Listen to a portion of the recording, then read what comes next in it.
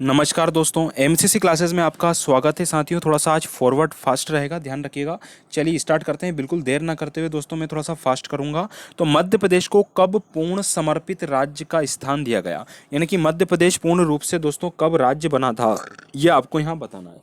तो दोस्तों ये कब बना था, तो याद रखना, सभी को याद है 1 नवंबर 1956 को दोस्तों मध्य प्रदेश राज्य की स्थापना हुई और राज्य बन गया है। ठीक है, ये आपको ध्यान रखना है।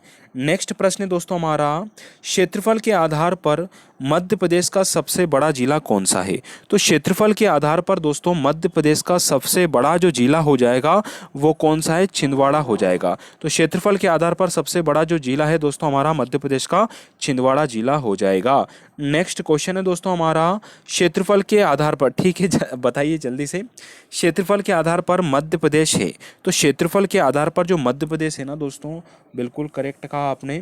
तो ये हो जाएगा दोस्तों भारत का दूसरा सबसे बड़ा राज्य हो जाएगा क्षेत्रफल की दृष्टि से वर्तमान में। ठीक है, याद रखना 1956 जब, सॉरी 2000 के पहले पहले नंबर पे आता था जब हमारा छत्तीसगढ़ राज्य हमसे अलग नहीं हुआ था, है ना।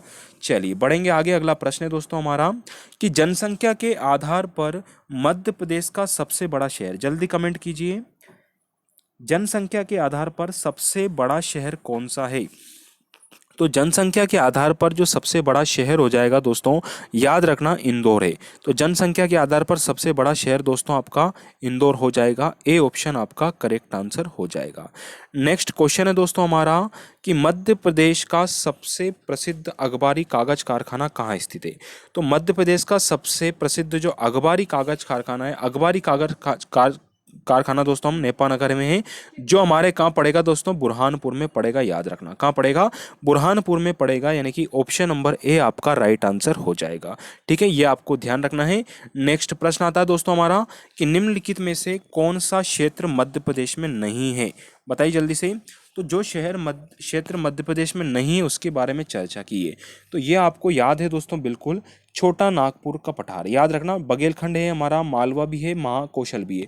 छोटा नागपुर का पठार दोस्तों हमारे मध्य प्रदेश के अंतर्गत नहीं आता है। जी बिल्कुल, good afternoon everyone, good afternoon साथियों, बिल्कुल। चलिए अगला प्रश्न हमारा ये आपका हो चुका है। क्वेश्चन है आपका, निम्नलिखित में से कौन सा राष्ट्रीय उद्यान मध्य प्रदेश से संबंधित नहीं है। देखो छोटा सा वीडियो रहेगा, परेशान मत होइए, ठीक है।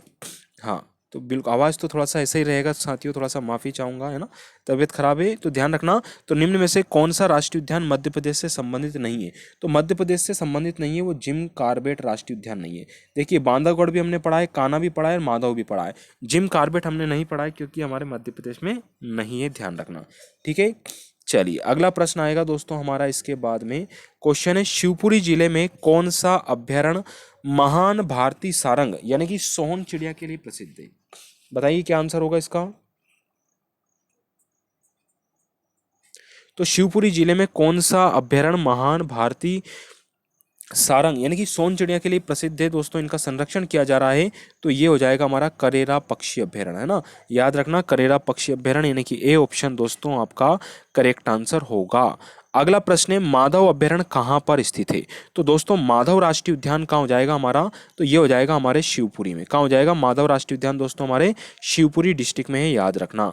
अगला क्वेश्चन है, भारत में जो रिजर्व बाघों के उच्चतम घनत्व के लिए जाना जाता है वह कौन सा है। तो बाघों के उच्च घनत्व के लिए जो जाना जाता है दोस्तों, बाघ सबसे ज्यादा बांधवगढ़ राष्ट्रीय उद्यान, डी ऑप्शन आपका करेक्ट आंसर होगा। प्लीज वीडियो को शेयर कर दीजिए, है ना, लाइक भी कर दीजिए, शेयर भी कर दीजिए, जल्दी से कीजिए दोस्तों, ठीक है।